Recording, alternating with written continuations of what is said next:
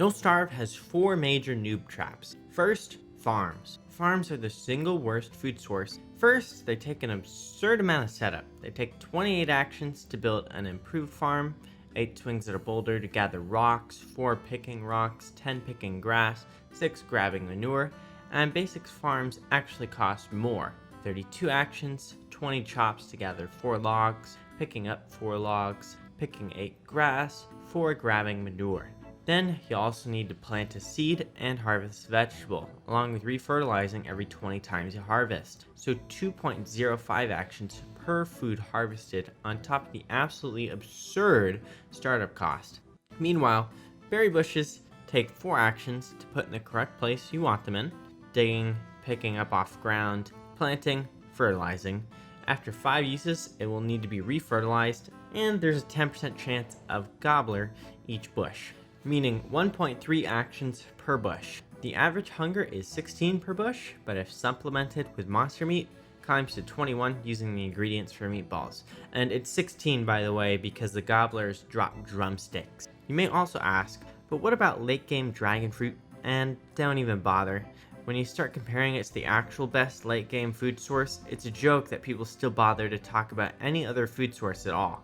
The best late game food source is Lichen. It takes 63 actions to harvest this efficiently, 1 for placing a lure plant, 56 for using applied horticulture, 6 for killing the lure plant afterwards with a handbat, and this farms approximately 600 Lichen. It may be a few less, but will never be more because the lure plant caps out at 15 stacks. It is actually possible to farm even more than this too if you have an area on your world where you could place 2 lure plants simultaneously, and if that's possible, you could just straight up double your Lichen output. I've seen worlds where you can do 4 at once. Very, very rare for that to happen, but you can get this to be absurdly efficient. This Lichen, used on its own, without cooking it into pierogi, gives 1800 HP and 7500 hunger.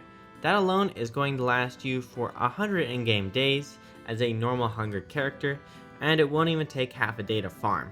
And if you turn it into pierogi by supplementing with monster meat, assuming a monster meat is of equal value to Lichen, it will heal 6000 HP worth of value and 5850 hunger worth of value. There is no other food source in the game that can come even close to matching the broken mechanics of Lichen in late game. The true issue with farms is they take far too long to set up and are a huge waste of time. When Lichen farming becomes available around day 40 automatically, I usually just completely bypass setting up any farm and eat things as I go, or cook some of the nearby cacti around my base. The second noob trap is Beefalo, which is of course also due to farms normally. Noobs like to stay nearby to Beefalo for 2 reasons: manure and protection. First off, their manure is absolutely useless. As stated earlier, you absolutely don't need any sort of food farm, especially improved farms, which is the main user of manure.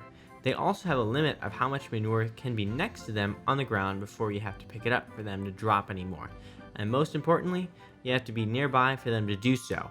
If you absolutely had to gather manure, which you don't need to, ever, it is an inefficient item.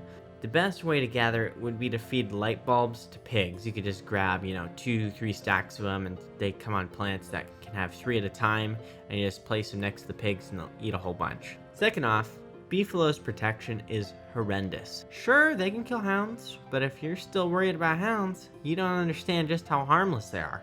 Build a handbat and helmet, and they will never be a threat again. Never forget that the player is the strongest mob in the game. When equipped correctly, you have the highest maximum HP, highest DPS, highest speed, and you actually have a brain, unlike mobs. Beefalo are also horrendous protection against seasonal bosses, which have built-in crowd control attributes. Deerclops deals double damage to mobs, and his attack is area of effect, and he can freeze mobs. Your first Deerclops will likely wipe out a herd of Beefalo without even losing 1000 HP, and Barrager would just annihilate them. I mean, even if you have a group of like 200 of them, he's probably still gonna kill them all. Don't even think about it. Instead of killing Deerclops like that, you want a fresh handbat, 2+ football helmets, and a campfire to sit next to you while you tank him. Before we move to number 3, please like the video and subscribe. Otherwise, the YouTube algorithm will kill my pet Qualifant Jimbo, so just help me out and hit the like button and the subscribe button so it doesn't do that. Third is walls. Walls aren't a bad item and are extremely useful to change how mobs' AI works in certain circumstances, but they are horrendous defensive items. A normal stone wall has 200 HP. It has no way to defend itself and will get beaten up super easily. For instance, you could have a wave of 10 hounds that attacks. Within one attack, they've dealt 300 damage to walls, breaking through a wall and harming nearby ones to come attack you. Don't place walls around your base to protect yourself, especially not any of the flammable ones, because they will burn your base down. Now, you can still use them for other things. For instance, sometimes I will put walls nearby my runes base, as depth worms are too stupid to attack walls. So if I just have a random straight wall and I run around that, I can get them stuck on that, and then I can get out of there. They can't tunnel under them, which is kind of weird, and it lets me stack them up so that it makes it easier to kite them later. They're also useful for the dragonfly fight, sometimes the bee queen fight depending on what strategy you're using, building mob farms, and more. Just don't use walls for protection. I'll also say here that if you do try to use walls for protection, it's extremely likely that you'll come to a point where, say for instance, hounds will break through a wall, and then you'll get stuck on your own walls, they'll trap you in, and you'll get stun locked by a large amount of mobs, or just hit by a big mob, like a seasonal boss. And finally, the one I keep talking about in every video, not building good weapons or armor. The science system is set up to make you think the spear is all you need by putting it at the top of the fight tab, but it's a red herring. It deals barely more damage than an axe, costs more per attack, and it requires tier 1 science. And it's only ever useful in combat. It can't also chop trees. Screw that, let's skip it. You don't need it ever. The only reason you'll see some more veteran players build them is so that they can run down the durability and then make an ice staff with them after they get down to 1%, and they just kind of think that's a little bit more efficient. Sometimes it can be, but it's very rarely so. So just go from an axe straight to the alchemy engine recipes, which is the tier 2 science station. You want a handbat and a football helmet. The handbat is the best general use weapon. It costs 1 pigskin, 2 twigs, and 2 big meat, and is prototyped with an alchemy engine. It deals 59.5 damage and has infinite uses. Instead of durability though, it has a spoilage meter the same as most foods do. Over a period of 10 days, it rots, and during this time, its damage linearly decreases from its initial 59.5 damage to 29.75 damage right before it turns into rot.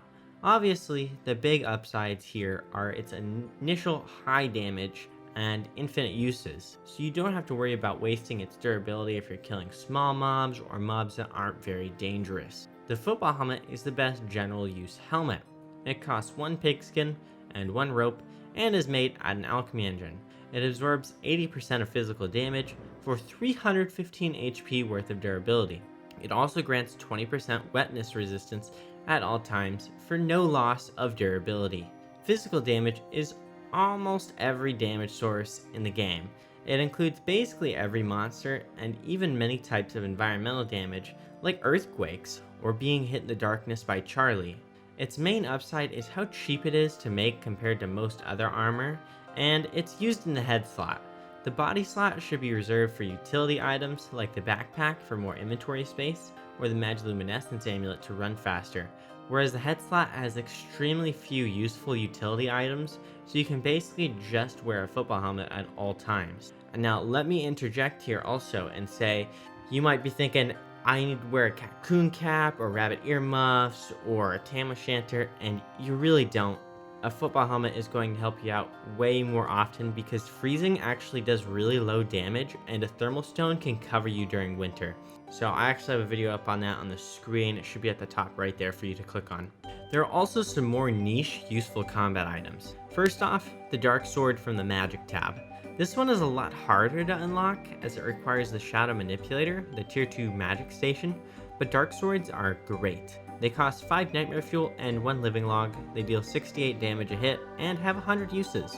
The main upside of using this versus a handbat is that it's a standard type of durability. So you can craft 5 or 6 of them, then go to kill a boss, and if it takes 2 days to get there, you won't lose quite a bit of damage, and also it just plain does more damage than the handbat does, so that's great. Next up, the Tentacle Spike. The Tentacle Spike is dropped 50% of the time from tentacles. It deals 51 damage and has 100 uses. The Tentacle Spike is great because you'll find them lying around all over in the swamp from other enemies killing tentacles. It deals good damage and has standard durability. Normally, these are used in really early game if the player finds the swamp fast, or used as an alternative to handbats. And finally, the Thulecite Crown, costing 4 Thulecite and 4 Nightmare Fuel to craft at a full Ancient Pseudoscience Station. This is the hardest item on this list to obtain because it's from the Ancient tab, which you can only gain access to in the Ruins, the most dangerous area in the game. It absorbs 90% of damage for 840 HP of durability. It also has a special power that activates 33% of the time the wearer is attacked, an invulnerability bubble. Now, this isn't a get out of jail free card, it just causes the helmet to absorb 100% of damage for 4 seconds, 5% of which is converted to damage towards your sanity. The helmet still takes damage and can break, so it's not true invulnerability. But this power is extremely useful, because if you get hit while invulnerable, it doesn't stun you. This can help increase your damage while fighting bosses, along with the health it saves, and it can save you from some very dangerous situations where you could get stun locked. Normally, you'd only want to use these against bosses because Thulecite is hard to gather. Now, of course, I'm not expecting any new players to go and gather these. If you're newer, stick to football helmets, but be aware that an alternative exists for when you get better and want to tackle the ruins. And that's all. If you liked the video, leave a like and subscribe for more. Otherwise, the YouTube algorithm will kill my pet Qualifant Jimbo, so just help me out and hit the like button and the subscribe button so it doesn't do that.